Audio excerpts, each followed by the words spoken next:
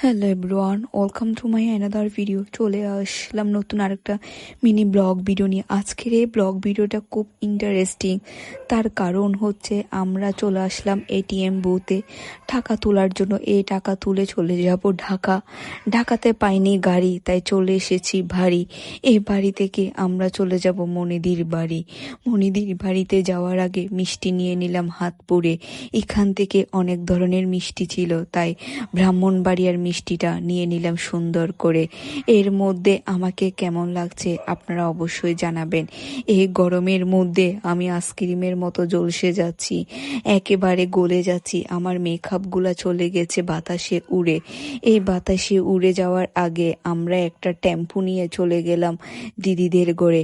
আমার জামাই আমাকে বুঝে আঙ্গুল দেখিয়ে এই সুন্দর বাতাসে ফাঁ ফাঁ করে উড়িয়ে নিয়ে যাচ্ছে মনি দিদির ঘরে যাওয়ার পর আমার থেকে অনেক ভালো লেগেছে। তার কারণ অনেক দিন পরে সবার সাথে দেখা হয়েছে। এখানে আসার পরে এত সুন্দর একটা ভিউ পেয়েছি, সেটা কল্পনা করিনি।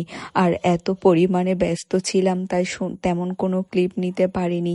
এখানে যেহেতু ছাদে সবাই এসেছে, আমরা অনেক ছবি ভিডিও করেছি, অনেক আনন্দ করেছি, দুষ্টামিও করেছি।